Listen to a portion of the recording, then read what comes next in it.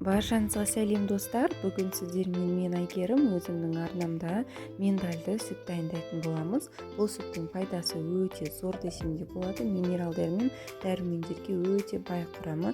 Күнделікті үй жағдайында жасап ішсеңіздер болады. Немесе тағамдарыңызға да тұтынсаңыздар болады. Күнделікті таңғы асқа кашаға қолдансаңыздар да болады.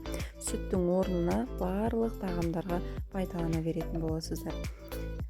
Ендеше миндальды сүтімізді дайындау үшін видеоны менімен бірге соңына дейін тамашалайық достар.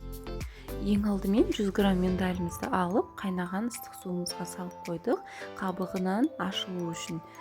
Қабығынан ашпай жасасақ та болады. Егер қабығынан ашып, миндалімізді дәл осылайынан жасайтын болсақ, сүтімізде біздің әппақ, таза, қою сүт болатын болады достар.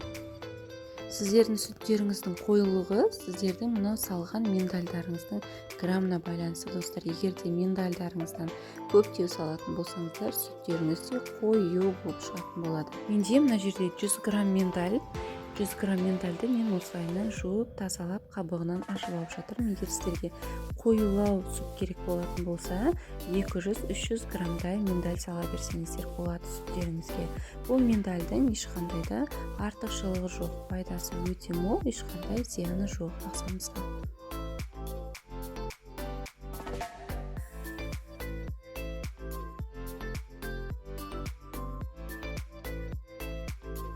Біздің миндаліміз қабығынан тазаланды. Енді бізге бұл қабық қажеті жоқ.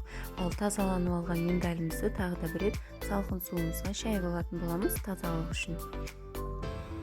Біздің миндалімізді дайын достар. Енді кезекте осы миндаліміздің суын да дайындайтын боламыз. Суына бізде қайнаған жылы су немесе қайнаған салқын су, міндетті түрде қайнаған болсын. Егер де қайнамаған сумен жасайтын болсақ, ол қайнамаған су кейбір кісілердің ішіне жақпауы да мүмкін достар.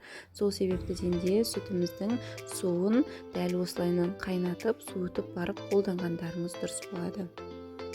Менде осы жерде 1 литр қайнаған жылы суға 100 грамм миндальды салатын боламын. Егер де сіздерге қоюлау сүт керек болатын болса, 200-300 граммдай миндальдарыңызды сала берсеңіздер болады достар. Енді кезекте суымызға миндалімізді салып, бетін жауып, блендердің көмегімен жақсылап айналдырып алатын боламыз. Дәл осындай бізде әппақ, көбігі шыққан пайдалы сүтіміз пайда болу керек достар.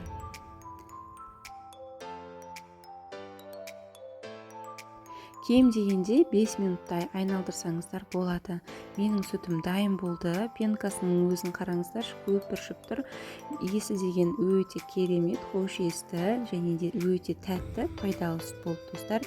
Енді осы сүтімізді марлының көмегімен немесе титамыздың көмегімен дәл осылайынан сүзгішімізден өткізіп алатын боламыз. Ал ішіндегі қоюлықты оны тастауға болмайды.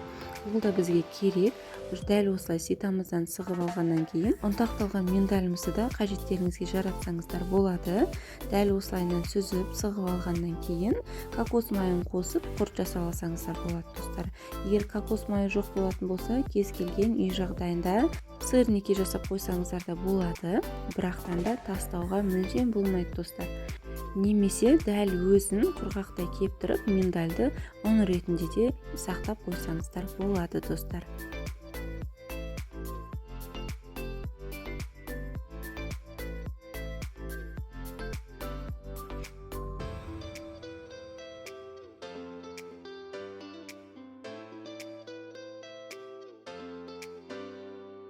Мінекей достар, біздің миндальды сүтімізде дайын. Құрамы тек қана сумен миндалімізден ғана жасалады. Басқа ештеңе қосылмайды, көріп тұрғандарыңыздай. Ағзаларымызға өте пайдалы. Әсіресе асқазандарымызға ешқандай да ауырлық салмақ келтірмейтін сүт болып табылады. Сіздер де міндетті түрде үй жағдайында дәл осылай жасап ішіп көріңіздер және де менімен бөлісуді ұмытпаңыздар достар. Егер де мен видео рецепт ұнаған болса, міндетті түрде мен парақшама тіркеліп, лайктарыңызды басып, қоңыраушаны басып қойыңыздар достар. Менің салған видео рецепттерім сіздерге бірінші болып шығып тұру үшін. Ал мен сіздермен қоштасамын. Келесі кездескенше сау болыңыздар достар.